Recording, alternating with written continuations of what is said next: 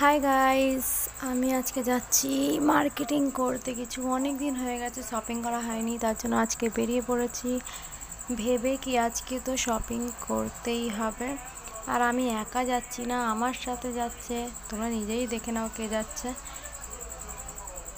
এই যে আমার সুখে দুঃখের সাথী, আমার বোন।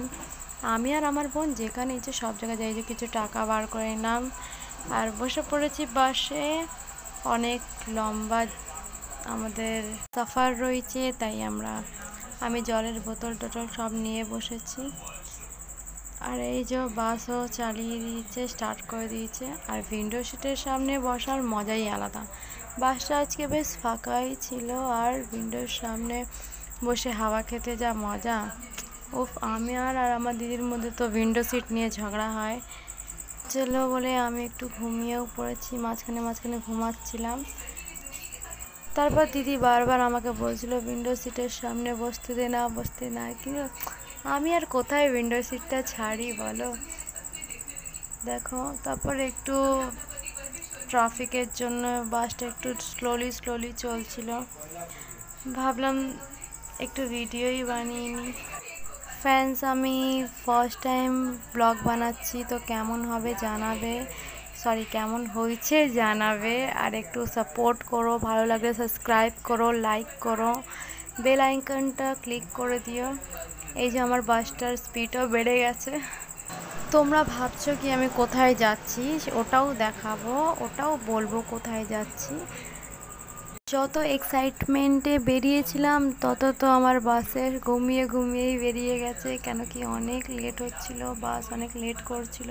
তারপর ফাইনালি পৌঁছে গেছি আমরা রাজা বাজারে, যেখানে আমি একটু শপিং করতে গেছিলাম। আস্তার কাপড় এগুলো আনতে, আমি নতুন সেলাই শিখছি তাই কাপড় আনতে গেছিলাম। সবাই বলে ওখানে অনেক বেশ ভালো ভালো লেস কাপড়, থানের কাপড় সব বিক্রি হয়। তো দেখো, রোদ প্রচুর ছিল, তাই আমরা ছাতা নিয়েও গেছিলাম।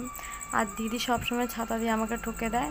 তারপর একটু খিদে পেয়েছিল, তো পেয়ারা নিয়ে নিয়েছি, আর দিদি তো গপ গপ করে খেয়েই যাচ্ছিল। তারপর আমরা খেতে খেতে আগে যাচ্ছিলাম, যেতে যেতে দেখছিলাম কি কত সুন্দর সুন্দর থানের কাপড় বিক্রি হচ্ছিল, তাও আবার কম দামে। যদি আপনারা থানের কাপড় নিতে চান তো রাজা বাজার হচ্ছে বেস্ট, আপনারা যেতে পারেন। আর আমি ফার্স্ট টাইম গেছিলাম, তাই বুঝতে পারছিলাম না কি নেব কি নেব না। তবু অনেকক্ষণ শপিং করেছি, পুরো এক জায়গায় কমসে কম 4-5 বার ঘুরেছি। দোকানদাররা ভাবছিল এরা কি করছে, এক জায়গায় 4-5 বার করে ঘুরে যাচ্ছে। কিন্তু কি করব, একটা জিনিস পছন্দ হচ্ছিল, তারপর আবার ওটার ম্যাচিংয়ে রাস্তার খুঁজতে খুঁজতে টাইম লেগেছে। এখানে দেখো, এই কাপড়টা 10 টাকা মিটার দিচ্ছিল কাপড়। আমার তো শুনেই আমি একবার আরও কনফার্ম করার জন্য জিজ্ঞেস করলাম কি কেউ সত্যি কি, বললো হ্যাঁ যা নেবে 10 টাকা মিটার। তো আমি তো ওখান থেকে অনেক কাপড় নিয়ে এসেছি, তোমাদেরকেও দেখাবো পরে।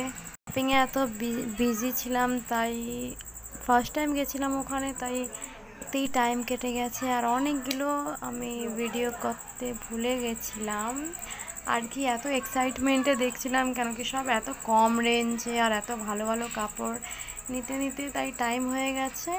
তাই আমি পুরো ভিডিওটা বানাতে পারিনি। আর প্রথম ব্লগ বানাচ্ছি, তাই কিভাবে ব্লগ বানাবো, কিভাবে বলবো, এগুলোর কোনো এক্সপিরিয়েন্স নেই, তাই একটু প্রবলেম হচ্ছিল করতে।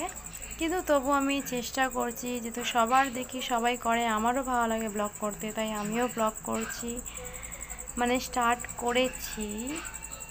অনেক কিছু অনেক কিছু শপিং করেছি। এই যে শপিং হয়ে গেছে, মুখ চোখ দেখছো, এত ঘুরেছি। আর দিদি এদিকে নিজের মধ্যেই বিজি রয়েছে, কোল্ড ড্রিঙ্ক কিনেছিল, কোল্ড ড্রিঙ্ক খেয়েছি। আর আমরা বাসের ওয়েট করছি। এবার বাসে উঠে গেছি, বাসে পাঁপড়ওয়ালা এসেছিলো, পাঁপড় কিনেছি, দুজনে মিলে খেয়েছি। আর এই যে আসার পথেও একটু ট্রাফিক ছিল, তাই লেট হয়ে গেছে। আস্তে আস্তে আমাদের রাতের মতো হয়ে গেছিলো। তোমরা যদি রাজাবাজার যাও তাহলে একটু হাতে টাইম নিয়ে যাবে, কেন কি তুমি একটা দোকানে গেলে হবে না, তোমার অনেক ঘুরতে হবে, ঘুরে দেখতে হবে কোনটা বেস্ট, আর ওই হিসেবেই নিয়ে যাবে। আর হ্যাঁ, এবার যদি তোমরা রাজাবাজারে যেও যদি সাথে একটা বড় একটা ব্যাগ নিয়ে যেও। আমরা নিয়ে যাইনি বলে হাতে করে প্লাস্টিক নিয়ে এসেছি, পরের বার থেকে ব্যাগ নিয়ে যাব। এইটা একটা এক্সপিরিয়েন্স রইল কি যখনই বাজার করতে বেরো একটা বড় ব্যাগ নিয়ে যাও, বিশেষ করে ওটা রাজা বাজারে। কেন কি রাজা বাজারে তুমি ভেবে যাবে অন্য কিছু আর নিয়ে আসবে অন্য কিছু। আমি ভেবে গেছিলাম অনেক কিছু, কিন্তু নিয়ে এসেছি অন্য কিছু। দেখতে পাচ্ছ পুরো রাত হয়ে গেছে আস্তে আস্তে। আর আমি কলকাতা থেকে, আপনারা কোথা থেকে দেখছেন আমার ভিডিওটা প্লিজ কমেন্ট করবেন, যাতে আমিও বুঝতে পারবো হ্যাঁ আমার ভিডিওটা কত লোকে কোথায় কোথা থেকে দেখছে। আর আমার কলকাতা অনেক ভালো লাগে, কেন কি আমার কলকাতায় সব কিছু ফ্যাসিলিটি রয়েছে। আর আই লাভ কলকাতা, আমার কলকাতা অনেক ভালো লাগে, বিশেষ করে এখানের স্ট্রিট ফুডগুলো। কেন কি আমাদের ঘর থেকে বেরোলেই মোমোস, চাউমিন, তোমার জুস বগেরা সব কিছু পাওয়া যায়। অনেকের বাড়ির সামনে পাওয়া যায় না, কিন্তু আই এম লাকি কি আমি কলকাতার, কেন কি আমাকে সব কিছু ফ্যাসিলিটি দেয় আমার কলকাতা। সো আই লাভ মাই কলকাতা। তারপর উইন্ডো সিটের পাশে বসে বসে দেখলাম। এতটাই আমি আমার ব্লগ শেষ করছি। সাপোর্ট করবেন, লাইক করবেন।